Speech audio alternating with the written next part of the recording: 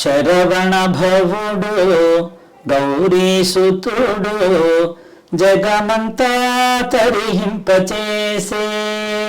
మీరు చాలా చూస్తుంటే అన్ని జానకమ్మ గారి పాటలు ఉంటారు. అదృష్టం ఏంటంటే నా చేతి రుచులు అమ్మగారు కూడా చూశాను.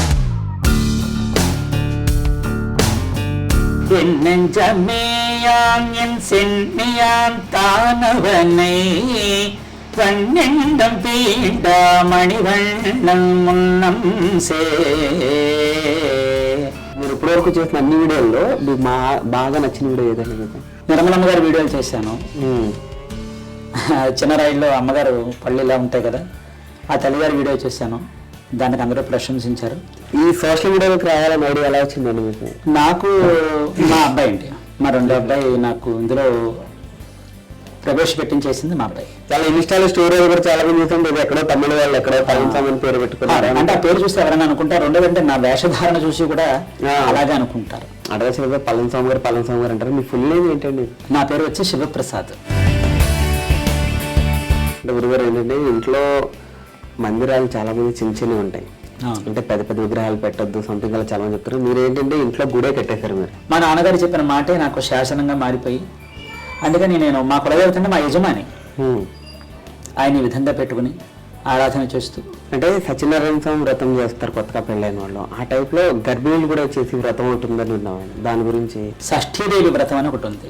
ఓకే. షష్ఠీదేవి అంటే కనుక దేవసేన అమ్మవారు. పోలీసు, అథ్లెటిక్, పక్కన సినిమా రంగాలు అవన్నీ వదిలేసి ఇప్పుడు పురోహిత్యంలోకి వచ్చారు. మనం కుడదిశైముడే వైతే గుణదిశై పాదమిట్టి వడదిశై పింగు ఘాటి. హాయ్, హలో, అందరికీ నమస్తే, welcome back to iDream media. యాక్చువల్గా ఏంటంటే చాలా మంది నన్ను అడుగుతున్నారు గురుగారు ఇంటర్వ్యూ గురించి, పళనిస్వామి గారి ఇంటర్వ్యూ గురించి. ఆయన ఇప్పుడు ఇంటర్వ్యూ చేస్తారు అని చెప్పి చాలా మంది అడుగుతున్నారు. నేను కూడా చాలా సార్లు ట్రై చేశాను ఆయనకి. సో ఫైనల్గా ఎప్పటి నుంచో మనందరం వెయిట్ చేస్తున్న ఇంటర్వ్యూ పళనిస్వామి గారు. సో ఇంటర్వ్యూ వచ్చింది. సో ఆయన మన ముందు ఉన్నారు. సో చాలా విషయాలు ఉన్నాయి ఆయనతో మాట్లాడాల్సింది. ఆయన ఏంటంటే ఆయన పేరు గురించి అండ్ ఆయన డైలీ ఏంటంటే చాలా మందికి సుబ్రహ్మణ్య స్వామి గురించి, పళనిస్వామి గారి గురించి చాలా వీడియోస్ అవి చేస్తుంటారు. అంటే ఇలా కూడా భక్తి చేయొచ్చా, అంటే ఇలా కూడా పూజించవచ్చా, ఇంత కమ్మగా కూడా వంటలు ఉండొచ్చా అని చెప్పి అన్ని విధాలుగా ఆయన వీడియోస్లో మొత్తాన్ని వైపేమో దేవుడు పూజిస్తూ అవి ఉంటాయి, ఇంకో వైపేమో కమ్మని వంటలు ఉంటాయి, ఇంకొక వైపేమో డాన్సులు చేస్తుంటారు, పాటలకి వీడియోలు అవి చేస్తుంటారు, చాలా చేస్తుంటారు ఫైనల్గా. సో ఆయన మన ముందు ఉన్నారు, ఒకసారి ఆయనతో మాట్లాడి సో ఆయన గురించి చాలా విషయాలు ఆయన రెడీ చేసుకుందాం. హాయ్ అండి, నమస్తే అండి గురుగారు. నమస్తే అండి. ఎట్లా ఉన్నారు సార్? బాగున్నానండి. మీరు క్లాస్ ఉన్నారా? క్లాస్ ఉన్నాయండి. ఎట్లా అంటే మీరు స్టార్టింగ్ ఎప్పుడు మిమ్మల్ని ఫస్ట్ స్టార్టింగ్ మీరు చెప్తారు మీ వీడియోలో వెట్రివేల్ మురుగన్ అని చెప్పి, అది మీ ఒకసారి మీ నోటంటే చెప్తే బాగుంటుందని చెప్పి.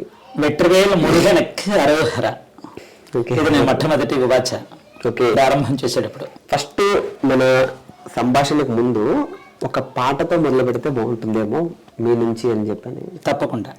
శరవణ భవుడు గౌరీసుతుడు జగమంతా తరిహింపచేసే, కార్తికేయుని చూడరారమ్మా కావడిలో పాలు తేరమ్మా, సకల దేవతల వరము ఫలముగా భువిలో వెలసిన షణ్ముఖ రూపం శరవణ భవుడోయమ్మా, కావడిలో పాలు తేరమ్మా కావడిలో పాలు తేరమ్మా, శరవణ భవుడు గౌరీసుతుడు జగమంతా తరిహింపచేసే, కార్తికేయుని చూడరారమ్మా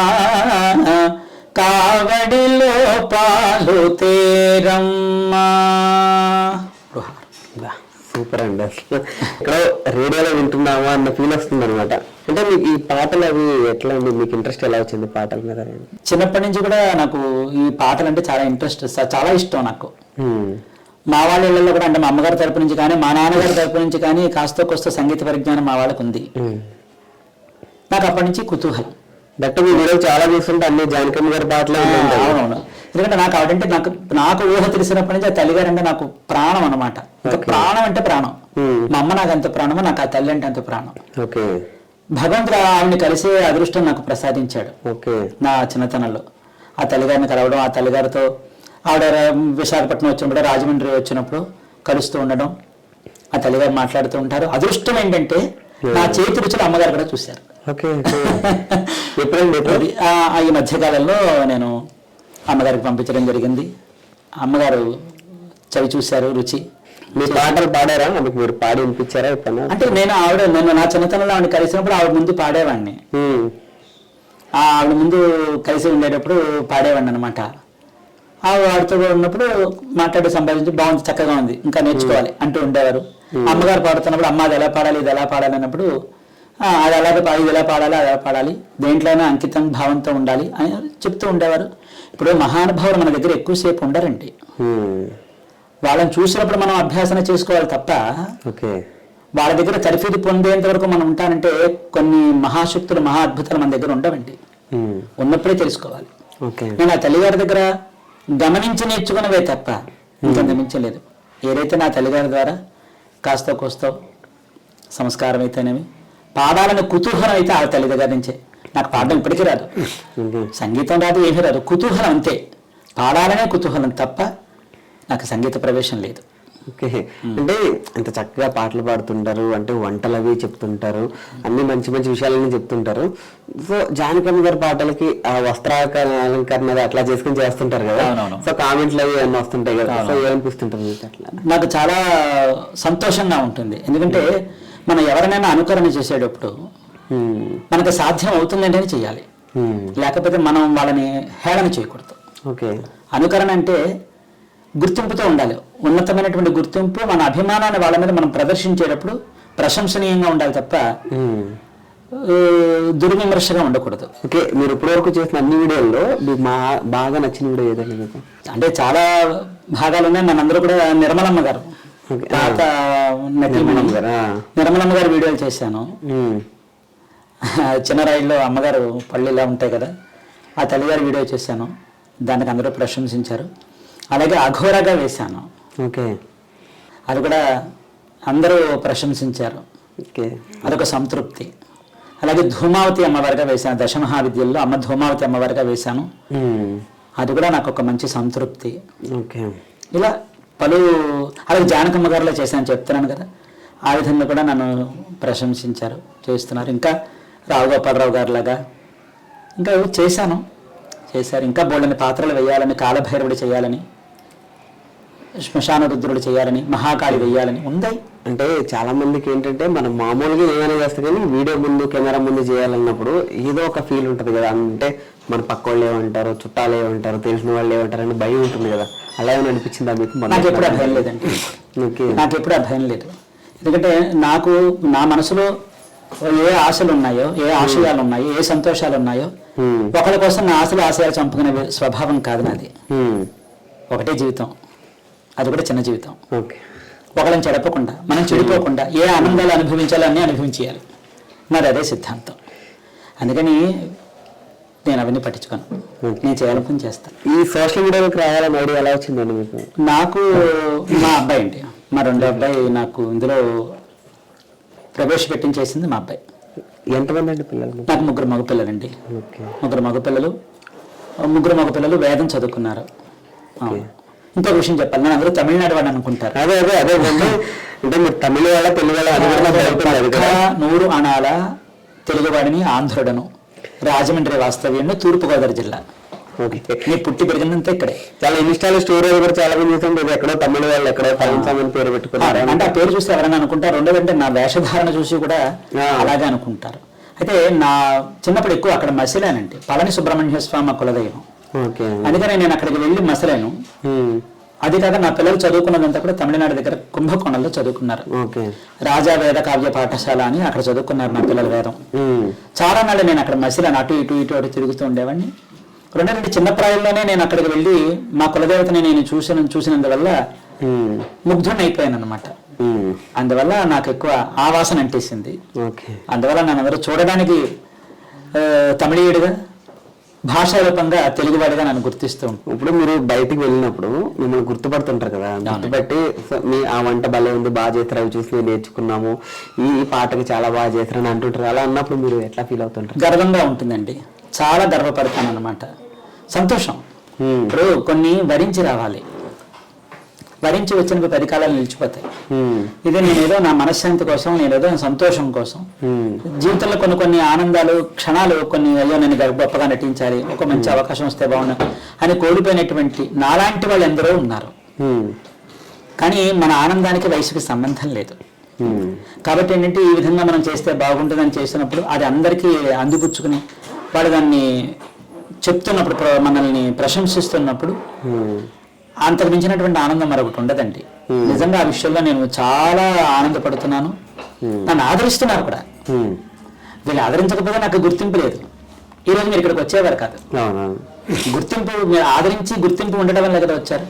కాబట్టి ఈ రోజు మీ ముందు నేను మాట్లాడడానికి ప్రధాన సూత్రధారులు నా అభిమానులు. వాళ్ళందరికీ నేను చాలా కృతజ్ఞతలు చెప్పుకుంటున్నాను. మరొక విషయం చెప్పాలి, నన్ను మొట్టమొదట చాలా మంది అడిగేవారు, ఏమంటే మిమ్మల్ని ఎవరు వచ్చి ఇంటర్వ్యూ చేయలేదా అని నన్ను అడిగేవారు. లేదండి అనేవాడిని. కానీ నన్ను మొట్టమొదట నాతో ఎలాగైనా సరే ఇంటర్వ్యూ చేసి తీరాలని కంకణం కట్టుకున్నది మీరు. ఎప్పటి నుంచి మీరు చాలాసార్లు ఫోన్ చేసేవారు. మీరు నేను అనుసంధానం కాలేకపోయాను. సమయం నా వృత్తిపరంగా నాకు ఉండేటటువంటి సమయం చిక్కక కుదరలేకపోదు. కానీ ఎలాగైనా సరే వీరితో ఇంటర్వ్యూ చేసి తీరాలని మీ యొక్క ఆ లక్ష్యం ఏదైతే ఉందో ఆ లక్ష్యంతోనే మీరు ఇక్కడికి వచ్చారు. మీకు నా కృతజ్ఞతలు చెప్పుకుంటున్నాను. మిమ్మల్ని కలవడం మా జన్మ ధన్యమైనట్టండి. అంటే మీ వీడియోలు ఏంటంటే, అంటే కొన్ని వీడియోలు ఏంటంటే కొంతమంది వ్యూస్ గురించి చేస్తారు, కొంతమంది సందేహాలు వేస్తారు. మిమ్మల్ని కలవడం వల్ల మాకు జ్ఞానం ఇంకా పెరుగుతుంది, ఇంకా చాలా మందికి తెలియని విషయాలు చాలా చెప్పాలి, కొంతమంది గురువుల వల్ల తెలుస్తుంది ఏవైనా సరే. చాలా సంతోషం అండి, మీ అభిమానానికి చాలా సంతోషం. 2 మీ ప్రయత్నానికి నేను చాలా సంతోషపడుతున్నాను. 20 సార్లు అడిగేస్తారు, 2 సార్లు వదిలేస్తారు, దొరకలేదా వదిలే అంటారు. మీకు బోల్డ్ వ్యాపకాలు ఉంటాయి, ఈ మనిషినే పట్టుకుని తిరగాల్సిన అవసరం లేదు. కానీ మీకు కూడా నా మీద కాస్త కూస్త అభిమానం ఉంటుంది కదా. కాబట్టి మీ పట్టుదలతో కూడినటువంటి అభిమానానికి మీకు, మీ టీం అందరికీ కూడా నేను చాలా చాలా కృతజ్ఞతలు చెప్పుకుంటున్నాను, ధన్యవాదాలు చెప్పుకుంటున్నాను. ఈ ఛానల్ చూస్తున్న ప్రతి ఒక్కరికి కూడా పేరున నా యొక్క ధన్యవాదాలు చెప్పుకుంటున్నాను అనమాట. ఇప్పుడున్న రోజుల్లో ప్రేమ వివాహాలు చాలా మంది ఫెయిల్ అవుతున్నాయి. చాలా మంది అంటే మనం రోజు వార్తలు చూస్తూనే ఉన్నాము.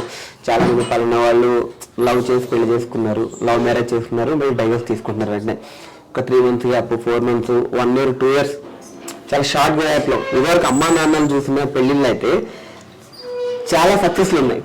ఇప్పుడు ఈ మధ్యన మనం చాలా చూస్తున్న ఫెయిల్యూర్స్ అనేవి ఏంటంటే ప్రేమ వివాహాలు, డైవర్స్ తీసుకుంటున్నారు కదా. సో ఎందుకంటారు అట్లా? అంకిత భావం లేకపోవటం, అవగాహన లోపం. ఓకే, కావాలని మనం వివాహం చేసుకున్నప్పుడు అవగాహన ఉండాలి. వివాహం అంటే ఏమిటో అవగాహన ఉండాలి.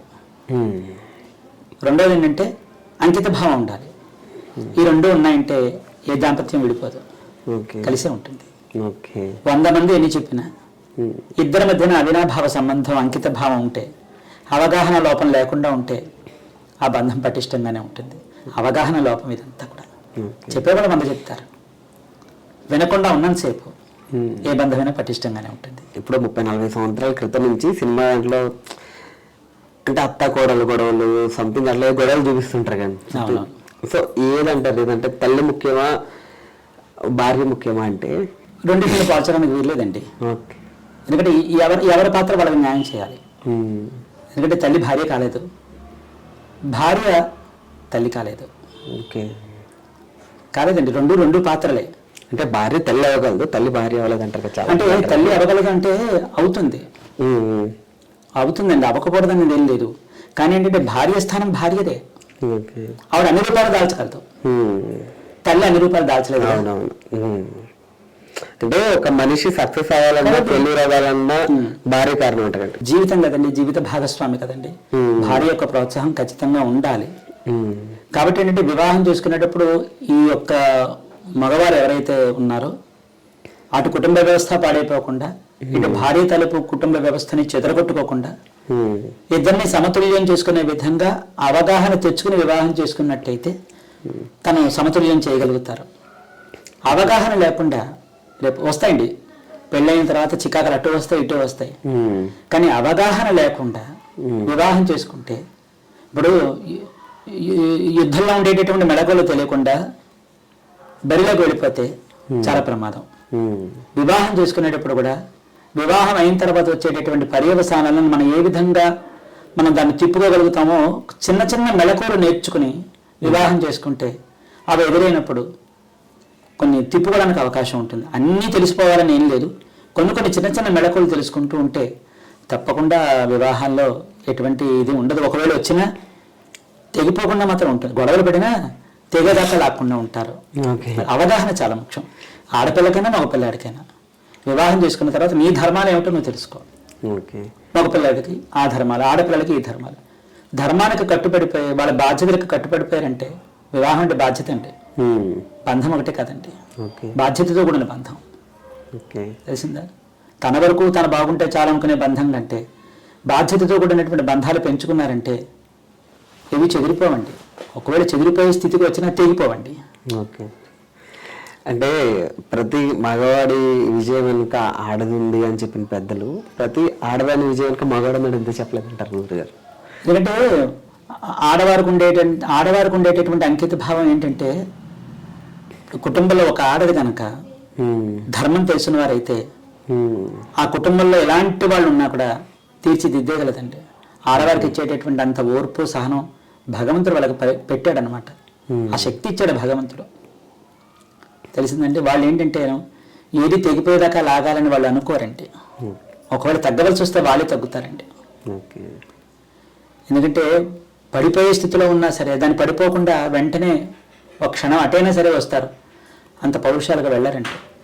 కాబట్టి ఏంటంటే ఆడవారికి ఒక మెట్టు ఎక్కువ స్థానం ఇచ్చింది ఏంటంటే కుటుంబాన్ని పదిలంగా కాపాడగలిగేటటువంటి కల్పవృక్షంతో పోలుస్తారు కనుక మనకు ఆ స్థానం ఇచ్చారు.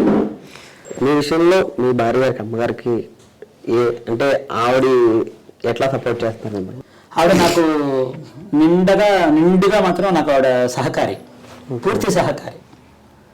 ఎప్పుడు కూడా ఆవిడ నా యొక్క వ్యవహారాలకు కానీ, నేను చేసేటటువంటి వృత్తి విధానాలకు కానీ, లేదా స్వామి ఆరాధనలో కానీ, లేదా ఏదైనా కానీ ఎప్పుడు నాకు ఆవిడ అభ్యంతరం చెప్పలేదు.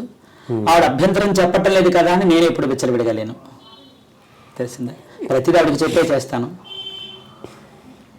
ఆవిడ ఒప్పుకుంటున్నారు కదా అని ఆవిడకి చెప్పకుండా చేయను, నాకు చెప్పకుండా ఉండరు కదా అని ఆవిడ ఎప్పుడు నన్ను నిర్లక్ష్యంగా చూడలేదు.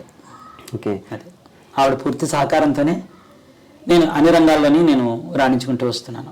ఓకే, అంటే గురుగారు ఏంటంటే ఇంట్లో మందిరాలు చాలా మంది చిన్నవి ఉంటాయి, అంటే పెద్ద పెద్ద విగ్రహాలు పెట్టొద్దు సంథింగ్ అలా చాలా మంది చెప్తారు. మీరు ఏంటంటే ఇంట్లో గుడే కట్టేశారు మీరు. ఎందుకంటే సుబ్రహ్మణ్య స్వామి మా కులదేవత అండి. పళని సుబ్రహ్మణ్య స్వామి వచ్చి మా కులదేవత.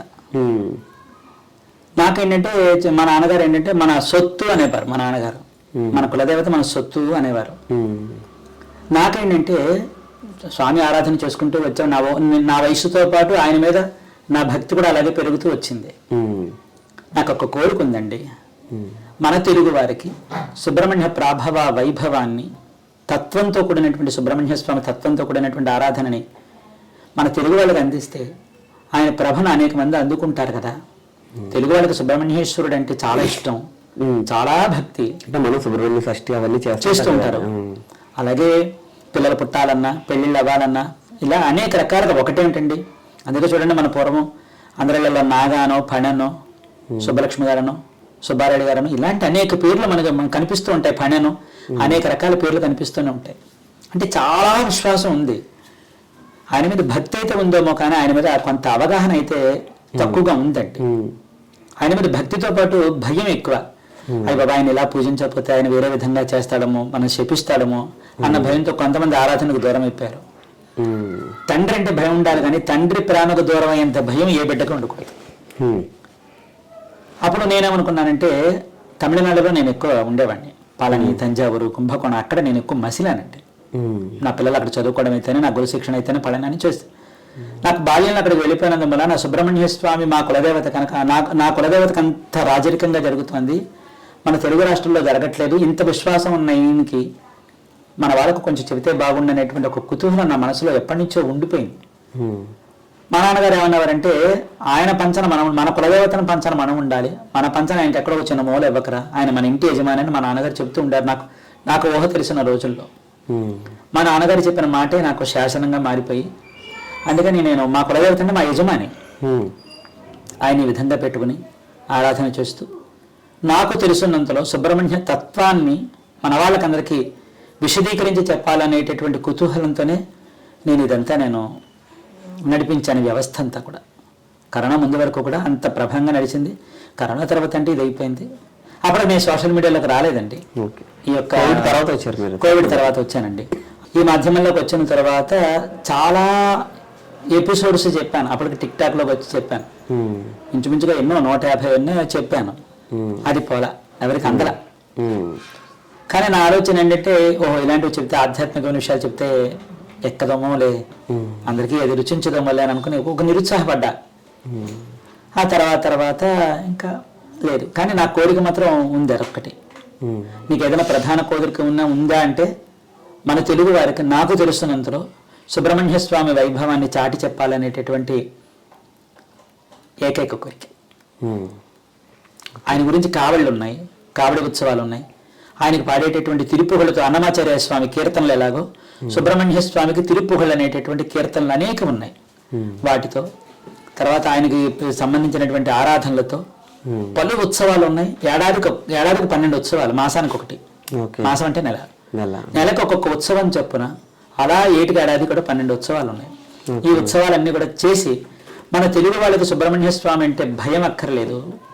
ఆయన శపించేవాడో లేకపోతే నాకు మడి దడి కావాలని హింసించేవాడో కాదు. ఆయన ఆరాధన అంతా భిన్నంగా ఉంటుంది.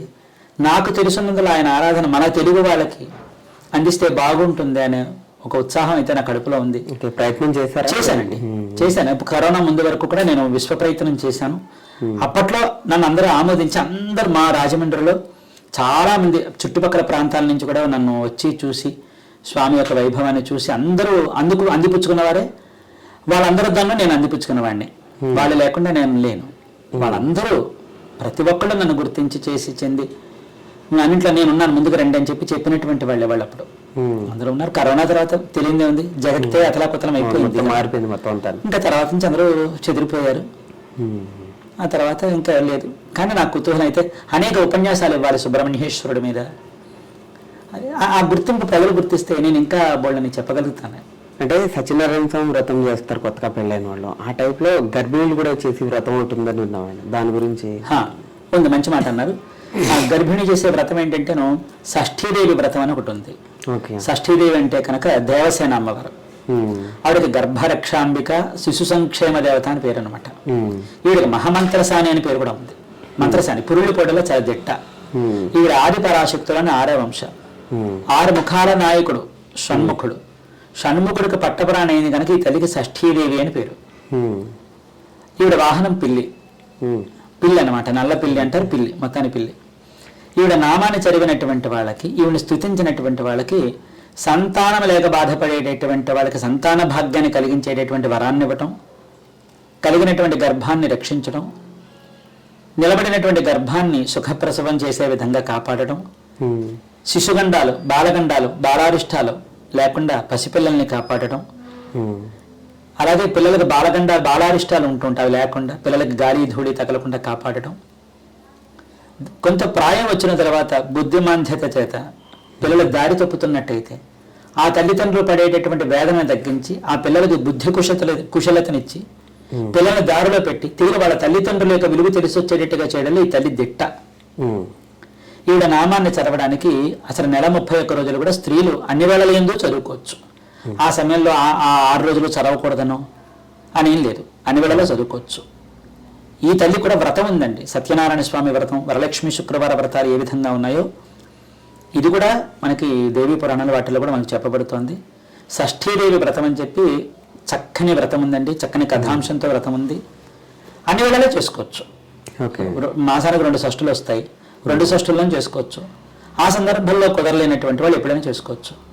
నిండు గర్భిణి వ్రతాన్ని చేయొచ్చు. మామూలుగా గర్భిణీలు పూజ చేయొద్దు అంటారు కదా, ఇక్కడ ఆ నియమం లేదండి. ఎందుకంటే గర్భస్థ శిశువు ఆయన రూపం.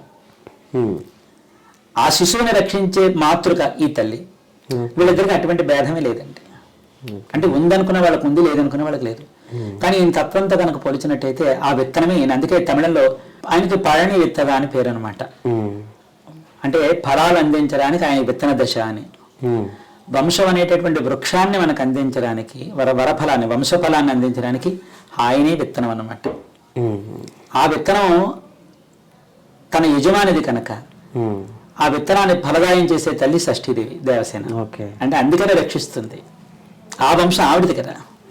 గర్భస్థ శిశువు అంటే మనుషులకే కాదు, ఏ జీవరాశికైనా అక్కడ ఆయనే ఫలదాయకుడు. ఆ విత్తనాన్ని రక్షించి ఫలదాయం చేసే సంరక్షించే తల్లి ఈ తల్లి. అందుకే వీడికి మహామంత్రసాని అని పేరు. పురుడి పొడల దిట్ట. ఈ వ్రతాన్ని పురుడు వచ్చినటువంటి 6వ రోజున పురుటి మంచం మీద కూర్చుని ఆ బిడ్డను కన్నా తల్లి తండ్రి ఆ బిడ్డను ఒంట్లో పెట్టుకుని ఒక గొడ్రాయి నోటి పక్కన పెట్టుకుని, అంటే రుబ్రోల పత్రం ఏదో రాయి పెట్టుకుని ఈ వ్రతాన్ని చేస్తారు. ఆ మంచం మీదే 6వ రోజునే. ఇది వ్రత కథల్లోనే ఉంది. అంటే పురుడు వచ్చినటువంటి వాళ్ళని ముట్టుకోకూడదు, వాళ్ళ దగ్గరికి వెళ్తే మనం స్నానం చేయాలి, కానీ ఇక్కడ లేదు. అక్కడికి వచ్చినటువంటి వీళ్ళందరూ కూడా వీళ్ళు బొట్టు అమ్మాయి బొట్టు పెడుతుంది. ఆ తల్లి అమ్మాయి బిడ్డల కన్నా తల్లి వచ్చిన మొత్తం బొట్టు పెట్టి తాంబూలం ఇచ్చి వాళ్ళ చేత అక్షతలు వేయించుకుంటారు. ఈ దంపతులు పురిటి మంచం మీదే చేస్తారు. వాళ్ళందరికీ బొట్టు పెట్టి తాంబూలం ఇస్తారు. వాళ్ళని ముట్టుకున్నందుకు వీళ్ళ ఇంటికి వెళ్ళి స్నానం చేయక్కర్లేదు, ఎందుకంటే ఈ నియమంలో అది లేదు. కానీ చాలా మందికి మన వాళ్ళకి ఏంటంటే ముట్టుకుంటే స్నానం చేయాలనేటటువంటి విధానాలు ఉన్నాయి కనుక కొంతమందికి మనసు గొప్పదు. ఈ విధానం గురించి తెలుసున్నటువంటి వాళ్ళు ముందుకెళ్తారు. పాత విధానంలో ఉండి మనం పూర్వం మన పెద్దవాళ్ళు ముట్టుకుంటే స్నానం చేయాలనుకునేటటువంటి వాళ్ళు జీర్ణించుకోలేరు కనుక గబుక్కని రాలేరు. కానీ ఈ నియమంలోకి వెళ్ళిపోదాం అనుకున్న వాళ్ళు వస్తారు. ఏ విధంగా చేసే అవకాశం ఉంటే వాళ్ళకి భోజనాలు పెట్టి చక్కగా చేయొచ్చు. చాలా ఘనంగా ఉంటుంది. అలాగే పురుడు గర్భిణి 9వ నెలలో కూడా చేసుకోవచ్చు. 6వ నెలలో ఈ వ్రతాన్ని చేస్తారు, ఘనంగా చేస్తారు. అన్ని సందర్భాలలోనే కూడా ఈ వ్రతాన్ని చేసుకోవచ్చు. పిల్లలు కలగాల్సిన వాళ్ళు మాత్రమే కాదు, పిల్లలు ఇంతంత పిల్లల దగ్గర నుంచి పెద్దవాళ్ళు అయిపోయాక కూడా చేసుకోవచ్చు. పిల్లలు ఉన్నవాళ్ళు, పిల్లలు లేని వాళ్ళు, ఆడవాళ్ళు, మగవాళ్ళు అన్ని తరహాల వాళ్ళు చేసుకోవచ్చు. చెప్తారు గురుగారు. షష్ఠీదేవి వ్రత విధానం. ఆ వ్రత విధానం చాలా పెద్దగా ఉందండి. ఒక వ్రత విధానంలో కనుక వెళ్ళినట్లయితే ఈ వ్రతాన్ని అన్ని తరహాల వాళ్ళు చేయొచ్చు అని చెప్పాను కదా. ప్రియవ్రతుడు అనేటటువంటి వాడు, అంటే అంతకుముందు మనకి భూమి మీద మానవ మనుగడ లేదు అని ఉన్నప్పుడు బ్రహ్మదేవుడు ఏంటంటే బ్రహ్మ మానసపుత్రుడిని సృష్టించి బ్రహ్మ మానసపుత్రికను కూడా మళ్ళీ మనువుతో సహా సృష్టించి వివాహం వాళ్ళకి చేసి వంశాన్ని, అంటే మానవ జన్మను వృద్ధిలోకి తీసుకురావాలనే దృక్పథంతో వాళ్ళకి వివాహ భాగ్యాన్ని కలిగించి వాళ్ళ ద్వారా ప్రియవ్రతుడు అనేటటువంటి పుత్రుని కన్నారనమాట. ఆ ప్రియవ్రతుడు బ్రహ్మజ్ఞానంతో పుట్టాడు కనుక అతనికి బ్రహ్మచర్య దీక్షలో బ్రహ్మతత్వాన్ని తెలుసుకోవాలనేటటువంటి కోరికతో ఉన్నాడు అనమాట. అది తెలిసినటువంటి బ్రహ్మదేవుడు ఏం చేస్తారంటే మనువుని పిలిచి, ఓ మనువు, నీ కుమారుడు బ్రహ్మచర్య వ్రతాన్ని తీసుకుందాం అని అనుకుంటున్నాడు. అలా తీసుకుంటే మానవ జాతి ఉత్పన్నం అవ్వదు కదా, మానవ జాతి కోసమే కదా నేను ఈ భూమి మీదకి పంపించాను. కాబట్టి నీ కుమారుడు యొక్క మనోభావాన్ని మనం మార్చాలి, రమ్మంటే అప్పుడు వెళ్ళి మనువు బ్రహ్మదేవుడు వెళ్ళి ప్రియవ్రతను అడుగుతారు. ఓ ప్రియవ్రత, నువ్వు బ్రహ్మచర్య వ్రత దీక్షలో ఉందామని పూనుతున్నావు నాయన, కానీ నీ జన్మకు కారణం ఏంటంటే మానవ జాతి ఉత్పన్నం అవ్వాలని నీకు నేను ఈ విధంగా జన్మనిచ్చాము, కాబట్టి నువ్వు ఆ కర్తవ్యంలో ఉండమనగానే తండ్రి గారు తాతగారు చెప్పినటువంటి మాటకి లోక కళ్యాణాన్ని దృష్టిలో పెట్టుకుని సరే తాతగారు అని చెప్పాడు అనమాట. అప్పుడు మాలిని అనే రూపం కలిగినటువంటి ఒక స్త్రీమూర్తిని సృష్టించి వాళ్ళకి వివాహం చేశారు. వివాహం అయిపోయింది కానీ చాలా నాడు సంతానం లేదనమాట. చాలా నాడు సంతానం కలగలేదు. బ్రహ్మదేవుడి దగ్గరికి వెళ్ళి అడిగితే కనుక ఆ విధంగా ఇష్ట పుత్రకామేష్ట యాగాన్ని చెప్పారు, చేయమని చెప్తే అందులోని యాగఫలం వచ్చింది. యాగఫలాన్ని తిన్నారు. యాగఫలం కారణం చేత మాలినీదేవి గర్భాన్ని దాల్చింది. గర్భం దాల్చింది సాధారణంగా 10వ మాసానికి పురుడు రావాలి. ఈవిడ 12 సంవత్సరాలు మోసింది, 1 కాదు 2 కాదు, 12 సంవత్సరాలు గర్భాన్ని మోసింది. తర్వాత ఆ గర్భస్థ శిశువు లోపల ఎదిగిపోయేటికి ప్రసవించే సమయంలో ఈవిడ సొమ్మసిల్లిపోయి పడిపోయింది అనమాట. పుత్రునికి అంది కానీ మృతకళేవరం. అప్పుడు మాలినీదేవి స్పృహలో లేదు. అప్పుడు ప్రియవ్రతుడు బాధపడతాడనమాట. అయ్యయ్యో, ఇన్నాళ్ళు వేచి ఉన్నాము, 12 సంవత్సరాలు ఇదైంది, ఇప్పుడు పిల్లాడు పుడితే ఇలా అయిపోయింది అని చెప్పి ఎలాగైనా సరే ఈ విషయం భార్యకి తెలిస్తే తలడిల్లిపోతుంది అని చెప్పి ఏం చేశారంటే భార్యకి స్పృహ రాకుండానే ఆ శిశువుని తీసుకెళ్ళిపోవాలి ఇక్కడి నుంచి అని చెప్పి ఏడుస్తూ ఒక బట్ట కట్టేసేసి శ్మశానానికి వెళ్ళిపోతాడనమాట. ఏడుస్తూ వెళ్ళిపోతున్నప్పుడు ఎక్కడి నుంచో ఒక ఆకాశవాణి వినిపిస్తుంది అనమాట. ఎవర్రా ఏడుస్తున్నాడని. అటు ఇటు చూస్తాడు. అక్కడ కాదురా పైకి చూడని చెప్పి పైకి చూడమనగానే పైకి చూసేవాడికి తెల్లని వస్త్రాలతో, తల్లి అంత పెద్ద బొట్టు పెట్టుకుని తెల్లని వస్త్రాలతో ఆ తల్లి అక్కడి నుంచి కనిపిస్తుంది అనమాట. అమ్మా మీరు ఎవరమ్మా అని అడిగితే నేను ఎవరో నీకు తెలియదా అని అడుగుతుంది. నాకు తెలియదమ్మా అంటే ఎందుకు వచ్చావు అని అడిగితే ఇలాగమ్మా నా కుమారుడు ఇలా అయిపోయాడు, ఈ విధంగా జరిగింది, ఈ విధంగా జరిగిందని చెప్పగానే ఓహో అలాగా అయితే శ్మశానానికి అప్పచెప్పడానికి వచ్చావా అని అడుగుతుంది అనమాట. అవునమ్మా శ్మశానానికి అప్పచెప్పడానికి వచ్చేసాను, మా భార్యకు స్పృహ రాకుండా వెళ్ళిపోవాలి, ఈ విషయం తెలియకూడదు అని చెప్తాడు. ఓ అలాగా అయితే ఈ శ్మశానంలో వదిలేసే బదులు నాకు ఇచ్చేయని చెప్పి ఆ తల్లి ఆ పైనుంచి ఆకాశంలోంచి చేతులలో చాచి ఆ శిశువుని ఇమ్మంటుంది అనమాట. ఆయన ఆ శిశువుని చేతిలో పెడతాడు. దగ్గర తీసుకోగానే అంత పెద్ద పిల్లాడు ఇంత చిన్న పిల్లాడు అయిపోతాడు అనమాట. రక్తగుడ్డ అయిపోయి ఏడుస్తాడు కేబుమని. ఆశ్చర్యపోతాడు ఈ యొక్క ప్రియవ్రతుడు. అయిపోయి ఇదేమిటమ్మా ఈ విధంగా ఏడుస్తున్నాడు అని అడిగితే, అవును నీ దగ్గరకు వచ్చాక ప్రాణం వచ్చిందంటే నేను ప్రాణరక్షక చేస్తాను, శిశురక్షణ చేస్తాను, నేను వెళ్ళంటే అదేమిటమ్మా వెళ్ళమంటున్నావు అంటే మరి అవును వదిలేయడానికి వచ్చావు కదా అని అడిగితే, అవునమ్మా అప్పుడు జీవం లేదు వదిలేయడానికి వచ్చాను, జీవం వచ్చింది ఎవరికి ప్రాణం ఒప్పుతుందమ్మా అని అడిగితే అదే కావాలా సరే ఇస్తాను, నేను ఒక దాన్ని ఉన్నానని జగత్తుకు నువ్వు చాటి చెప్పాలి, నువ్వు పడే బాధ ఇంకెవరూ పడకూడదు, నేను ఒక బిడ్డను రక్షించే తల్లిని నేను ఒక దాన్ని ఉన్నానని నువ్వు చెప్పాలంటే చెప్తానమ్మా ఎవరమ్మంటే నేను షష్ఠీదేవి అంటారు, సుబ్రహ్మణ్యేశ్వరుడు పెద్ద పట్టుపురాణిని, నేను షష్ఠీదేవి అంటారు, నేను నన్ను దేవసేన అమ్మవారిని, నా ఈ వ్రతాన్ని కనుక ఈ విధంగా ఆచరించినట్లయితే సంతానం లేక బాధపడే వాళ్ళకి సంతానం కలుగుతుంది, గర్భరక్షణ శిశురక్షణ జరుగుతుంది, గర్భస్రావాలు అవ్వకుండా రక్షిస్తాను, వంధ్య దోషాలను పోగొడతాను స్త్రీలకి, కాబట్టి పిల్లలకు బాలగండాలు బాలారిష్టాలు లేకుండా చూస్తాను, బుద్ధిమాంద్యత చేత చెడిపోతున్న పిల్లల్ని దారిలో పెట్టి వాళ్ళకి బుద్ధి కుశలతలు చేస్తాను, ఈ వ్రతాన్ని ఈ విధంగా చేస్తావా, రేపు రాబోయేటటువంటి ఈ పిల్లాడు అందుకున్న తక్షణం ఏ షష్ఠి అయితే వస్తుందో ఆ షష్ఠి నాడు నా వ్రతాన్ని చేస్తావా, జగత్తుకు నా యొక్క మహిమ చెబుతావా అని అడగానే చెప్తానమ్మా అనగానే వెంటనే శిశువునిస్తుంది, ఇంటికి వెళ్ళిపోతాడు. ఈ విషయాన్ని బ్రహ్మదేవుడికి మనువారికి చెప్తాడు. తప్పకుండా ఋషులని దేవతలు అందరినీ పిలిపించి ఈ వ్రతాన్ని చేస్తారు. తద్వారా అక్కడి నుంచి షష్ఠీదేవి వ్రతం అంటూ ఒకటి ఉందని, ఈ విధంగా చేసినట్టయితే దాని ఫలితం ఈ విధంగా ఉంటుందని చెప్పి చెప్పడం జరిగిందన్నమాట. ఇది ఇవాళ నిన్న కొత్తదేం కాదండి, ఈ వ్రతం అనాది వ్రతం, చాలా పురాతనమైన వ్రతం. మన వాళ్ళకి అవగాహన లేదు, కానీ నేను ఇక్కడ చాలా మందికి వేల సంఖ్యలో అనేక మందికి నేను చేయించాను. గతంలో చెప్పాను కదా, కరోనా ముందు వరకు నేను చేయించాను. ఇప్పుడు ఏంటంటే అందరికీ కూడా నేను ఉండేటటువంటి మాధ్యమం ద్వారా, ఎవరో యూట్యూబ్ ద్వారా కానీ లేకపోతే ఇన్స్టాగ్రామ్లో ఉంటున్నా అక్కడ కానీ నేను అడపదడప సుబ్రహ్మణ్య స్వామి యొక్క చాలా మంది తెలియదండి, చాలా మందికి తెలియదమ్మా, తెలియదు అందరికీ నేను చెప్తున్నాను. ఇలాంటి విషయాలు మన వాళ్ళకి ఆసక్తి ఉన్న మన వాళ్ళందరికీ కూడా అందజేస్తే ఆ ఫలితాన్ని అందరూ అనుభవిస్తారనేటటువంటి ఒక ఆలోచన. తద్వారా అక్కడి నుంచి ఈ యొక్క షష్ఠీదేవి వ్రతం అనేది అప్పుడే పుట్టింది, కానీ ఇవాళ కొత్తదేం కాదు. పుస్తకం పాతదే, పాఠమే కొత్తది. విశ్వనాథ్ గారి సినిమాల్లో అవి చాలా చూస్తుంటారు కదా, అంటే మీకు బాగా అంటే ఆ క్యారెక్టర్ నేను చేస్తుంటే బాగుండు అట్లా అనిపిస్తుంటుంది కదా ఒక్కటి ఏమన్నా? అదే అండి అంతేది, కానీ నాకు బాగా నచ్చిన సినిమా చాలా ఉన్నాయండి, ఒకటని మనం చెప్పలేము. కానీ స్వాతికిరణం అద్భుతమైనటువంటి చక్కని సినిమా. అలాగే శారద సినిమా తీశారు. శారద అయ్యి బాబాయ్ అది మర్చిపోలేమండి. శోభన్ బాబు గారిది శారద గారు నటి.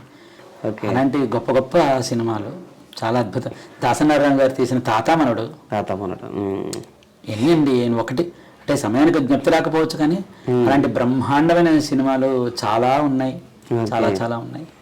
ఆ సంగీతాలు, ఆ పాటలు. ఒక సినిమా పెడితే తెలుసో తెలియక తప్పు చేసిన వాళ్ళు కూడా ఆ సినిమా నుంచి నేర్చుకుని వచ్చి తిరిగి దాన్ని అభిప్రాయాన్ని మార్చుకున్న వాళ్ళు, పరివర్తన చెందినటువంటి వాళ్ళు చాలా మంది ఉన్నారు. అప్పట్లో ఆ దశలో మేము కూడా ఉన్నాం. పళనిస్వామి గారు అంటారు. మీ ఫుల్ నేమ్ ఏంటండి? నా పేరు వచ్చి శివప్రసాద్. భాగవతి మా ఇంటి పేరు. భాగవతి. నా పేరు శివప్రసాద్. ఓకే. పళనిస్వామి అనేది మా కులదేవత పేరు. కులదేవత పేరు. ఓకే. కులదేవత చెప్పాను కదా, పళని చెప్పాను మా కులదేవతని. ఓకే. చెప్పాను కదా. నా పిల్లల పేర్లు కూడా అవే, పళని మురుగన్, పళని షణ్ముఖన్, పళని శరవణన్, పళనిస్వామి. నేను ఛానల్ ప్రారంభించేటప్పుడు నా పిల్లల ముగ్గురు పేర్లు కలిసి వచ్చేటటువంటి పేరు కావాలి, నా కులదేవత పేరు కావాలి. అందుకని పళనిస్వామి అని ఆయన పేరే పెట్టుకున్నా.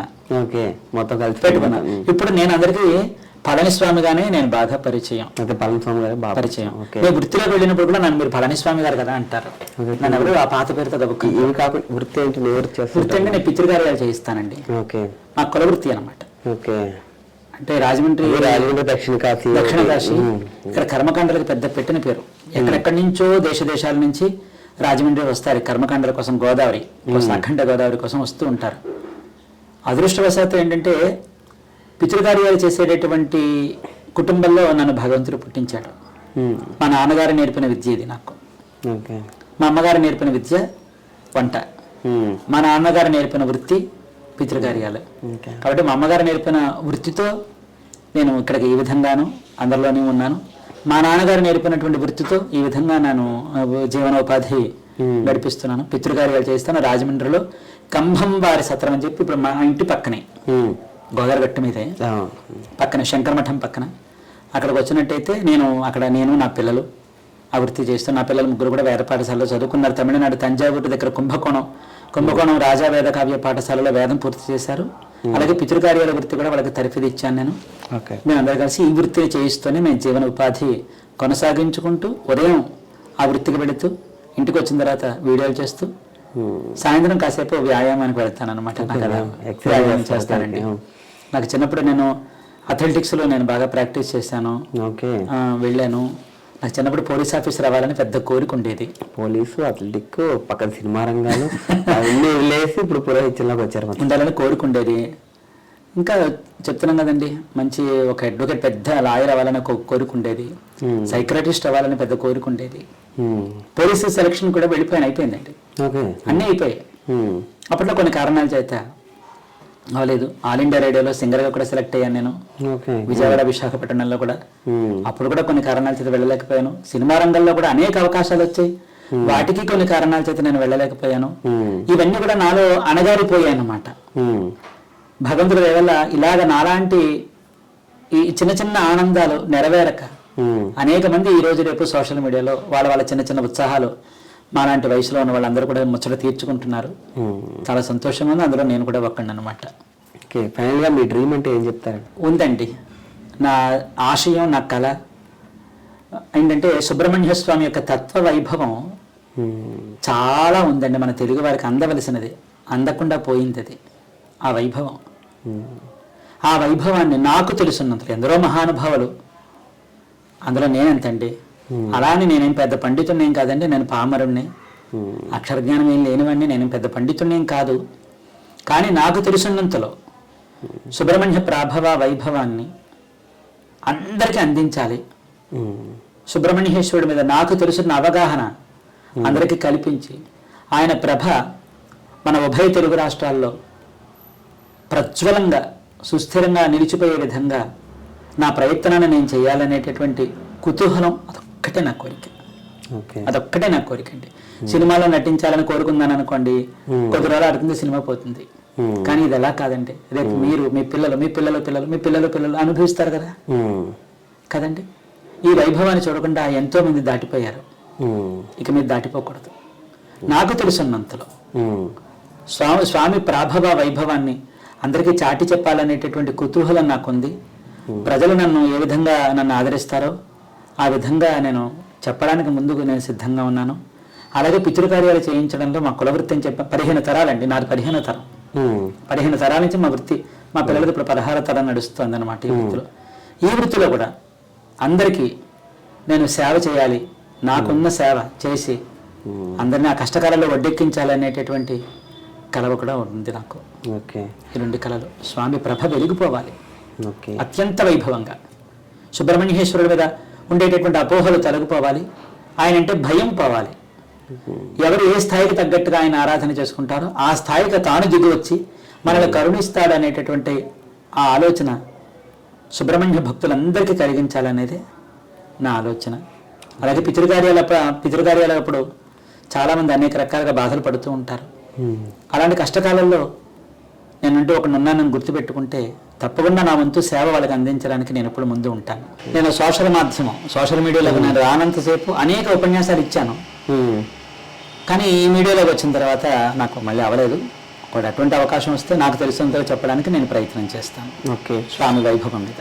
అంటే తెలుగు భాష మీద ఇంత పట్టుంది మీకు, ఇంత బాగా మాట్లాడుతున్నారు కదా తెలుగు, దాని గురించి ఒక రకంగా గోదావరి నీళ్ళ మహిమనే చెప్పాలి. నాకు చాలా ఇష్టం తెలుగు భాష అంటే, నాకు చాలా ఇష్టం అనమాట. పదాలు కూడా చాలా స్పష్టంగా పలుకుతుంటారు, పదాలు కూడా నాకు మక్కువ. తెలుగు భాష మీద నాకు చాలా మక్కువ. మా అమ్మగారు గురించి చెప్పాలి మీకు. మా అమ్మగారు నాకు గురువు, ప్రతి వాళ్ళకి గురువే అంటారు, కానీ నాకు జీవిత మెళకువలు నేర్పింది మా అమ్మగారు అనమాట. నాకు వంటల్ని నేర్పుతూ జీవితానుభవంలో ఏ కష్టాలు వచ్చినా కూడా నన్ను నేను తిప్పుకుని బ్రతకడానికి నాకు దోహదకారి మా అమ్మగారు. మా అమ్మగారు నాకు ఒక మాట చెబుతూ ఉండేవారు, నీకు తెలుగు భాష వచ్చా అనేవారు మా అమ్మగారు.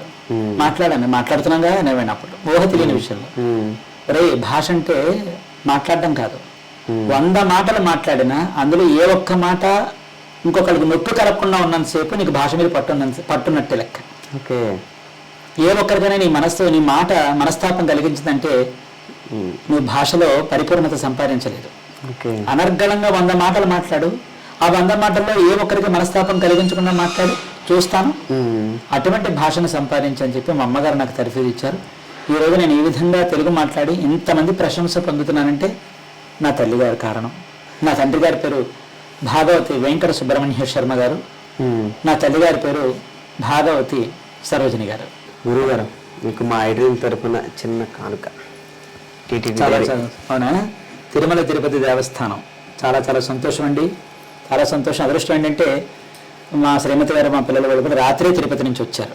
ఓకే, చెప్పారు, ఫోన్ చేసే సమయంలో చెప్పారు కదా. ఇప్పుడు చూడండి, నేను తిరుపతి వెళ్ళలేదు, నాకుండే వృత్తి తిరుమల అన్న ఏழுమల అయ్యప్పనే నా దగ్గరికి వచ్చారు మీరు కదా. నేను కూడా తిరుపతి వెళ్ళినట్టే. చాలా చాలా సంతోషంగా. వెంకటేశ్వర స్వామి చిన్న గానం ఏమన్నా? కుడదిశై ముడియైవైతే గుణదిశై పాదమీటి, కుడదిశై ముడియైవైతే గుణదిశై పాదమీటి, வடதிசை பிங்கு காட்டி தென்திசை இலங்கை நோக்கி கடல் மிரா கடவுள் எங்கை அரமனை துயிலுமா கண்டு குடலின குருகுயாரோ எஞ்செகே உலகத்தீரே.